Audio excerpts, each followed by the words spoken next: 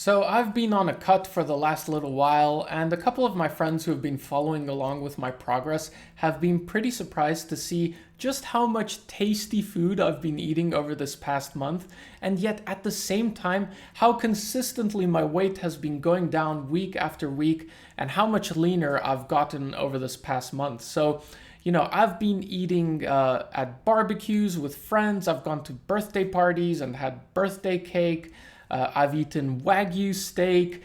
I have ice cream pretty much every day. I eat pancakes for breakfast like 3 times per week. I've gone to fast food restaurants.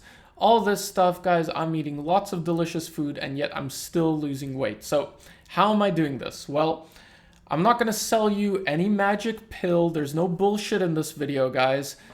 At the end of the day, you need to be in a calorie deficit. If you want to lose fat, you need a calorie deficit. It's that simple. We could end the video here, but what I'm going to get into is a couple tips on how to make that calorie deficit a bit more enjoyable, right? So the first thing I'll say is to avoid the extreme diets, right? I've been guilty of this in the past. And a lot of people, their idea of dieting is doing like some really restrictive diet where like they'll go keto and they'll only eat meat and they can't eat bread and they can't eat rice and they can't eat potatoes or anything. They can only eat meat. Other people, they'll do vegan, right? And they can only eat vegetables or fruit and they can't eat any meat. And other people will do fasts and intermittent fasting, and they can only eat 2 hours out of the day, and they can't eat on Fridays or whatever. And you know what, guys? All of these things, I'm not saying that they don't have a place or that they don't work or whatever.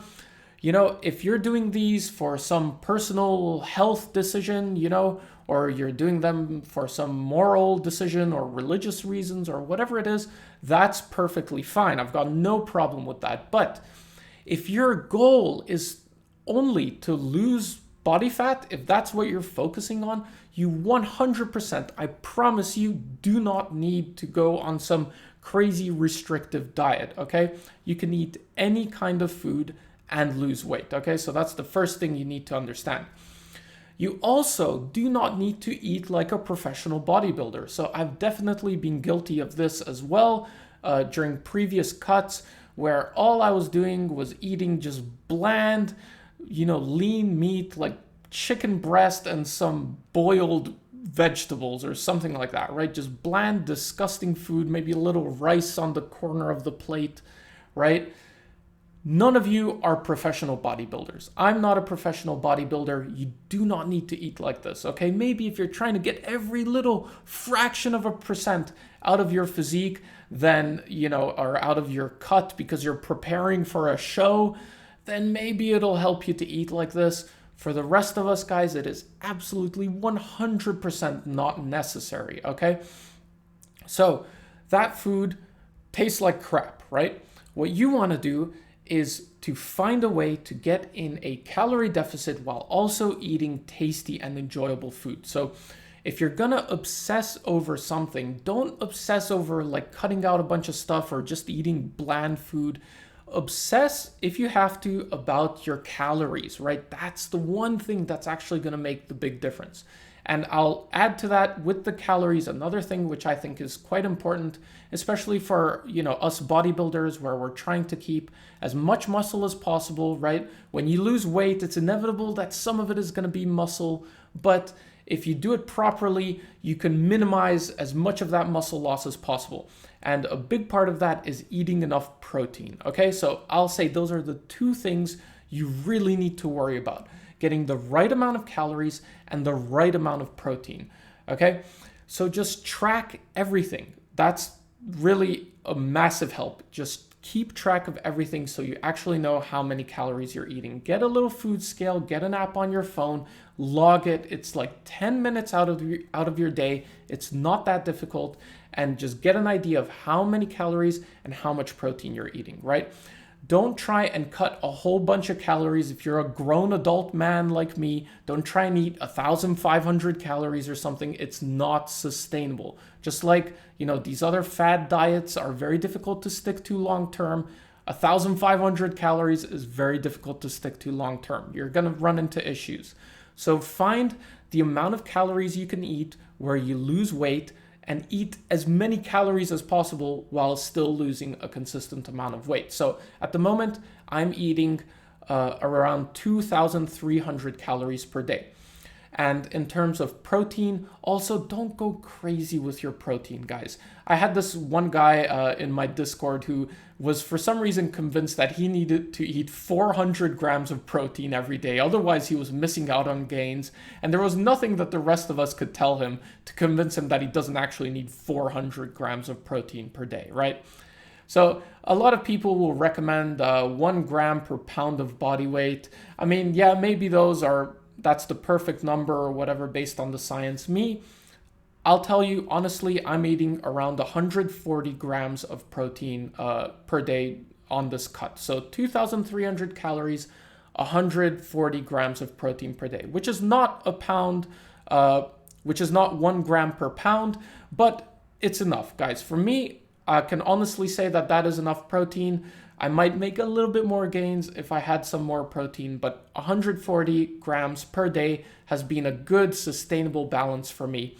So if you need to obsess over something, obsess over your calories and your protein. That's it, okay? That's all you need. Now, how can you lower your calories while keeping your food enjoyable? Okay, so there are a couple tricks, right? The first thing, the biggest thing really is fat, right? Okay, I'm not saying you need to completely avoid fat or that fat's the devil or eating fat makes you fat, right? It's not that simple. Obviously, you need fat. It's like an essential nutrient for your body. If you don't eat fat, you'll just die, right? So I'm not saying stay away from fat, but it is also a fact that 1 gram of fat has 9 calories, while 1 gram of protein or 1 gram of sugar or carbs has 4 calories.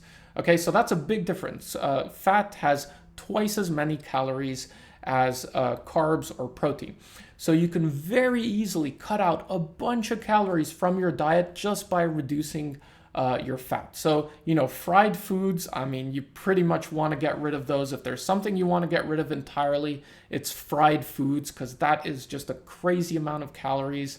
The other thing is when you're cooking, on the pan, I would recommend you get a spray. So, if you're just dunking the oil in there straight out of the bottle, I mean, that can easily be 20, 30 grams of oil that you're getting in the pan. What I do, I have an oil spray. I put my pan on my scale, I spray it, and it's usually about 4 grams of oil, right? Which doesn't add that many calories to my meal at all, and it's perfectly fine to cook with, right?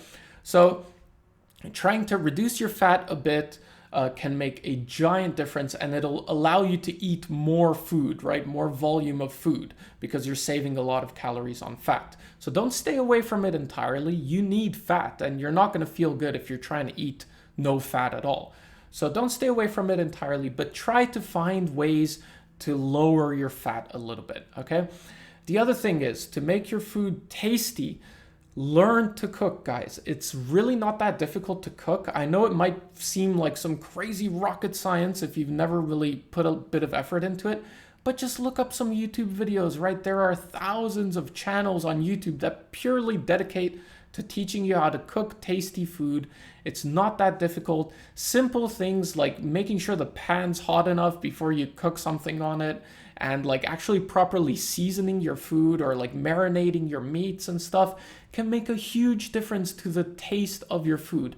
And if you put a little bit of effort into it, you'll find that you're going to be making super delicious foods where you can actually decide how many calories and how much protein is in that food. If you don't know how to cook and the only things you're eating are like packages of food that you buy and you're putting that straight in the microwave or in the oven and that's all you're eating, you're really going to be limiting yourself. It's going to have a lot of calories, it's going to be expensive.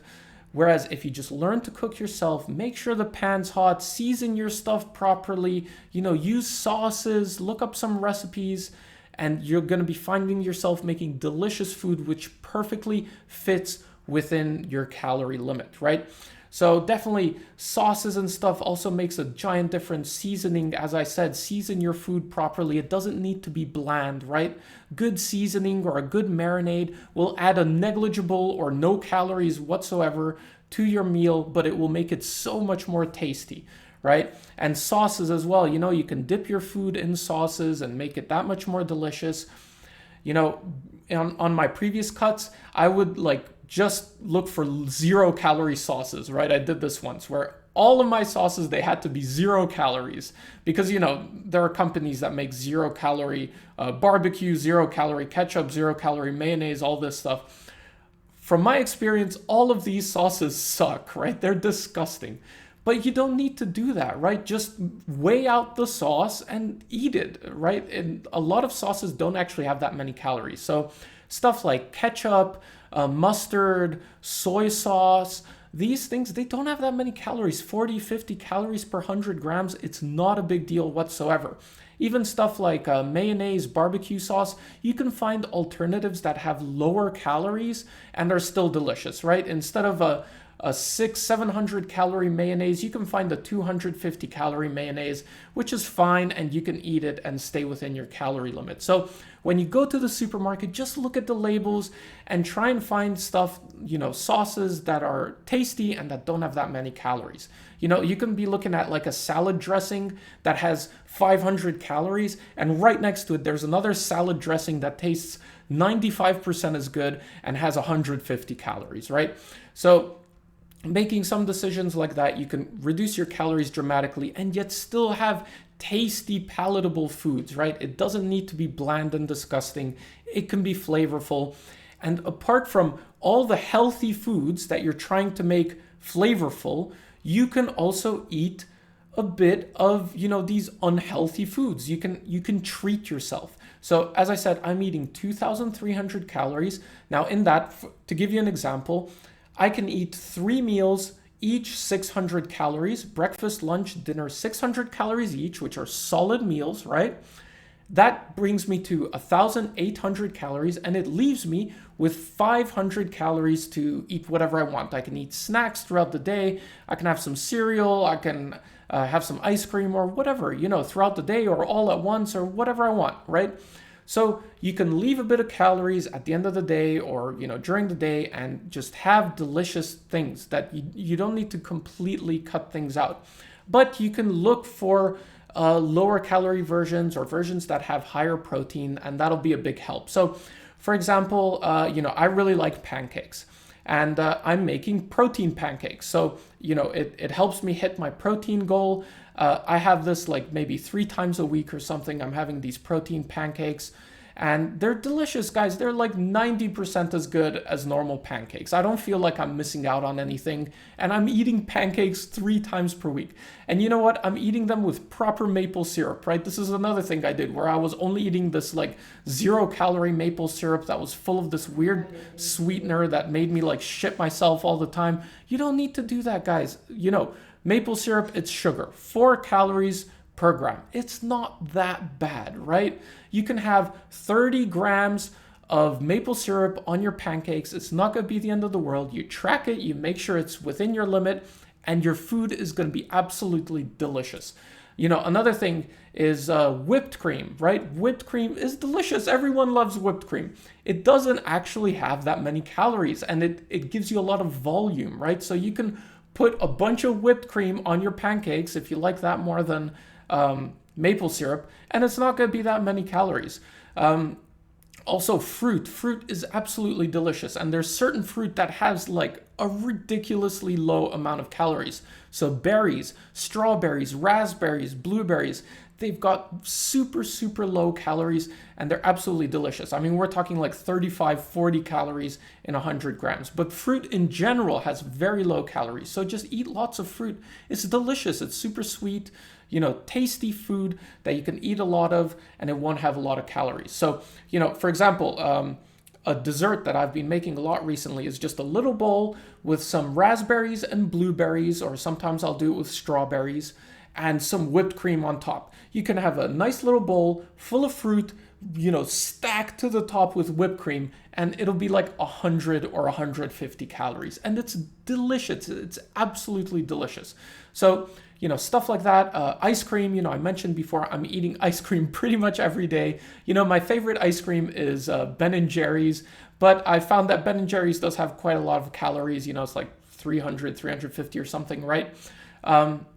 But I found this other ice cream, which is almost as good, which I really enjoy, and it has like 120 calories. So I can eat a decent bowl of that ice cream, and it fits perfectly within my calories without feeling like, I'm limiting myself elsewhere. In those 500 calories or whatever that I have left over, I can easily have a bowl of ice cream every day and still be losing weight. Like, how great is that? Another one I really like are these like frozen fruit juices. I don't know if there's like a name for them, but basically it's like ice cream but without the cream, right? So it's like just some frozen juice, but it's super tasty. You can lick it for like 15 minutes, keeps you busy for a while. And the ones that I like, they're like, this big on a stick or whatever, you spend a good little while licking it.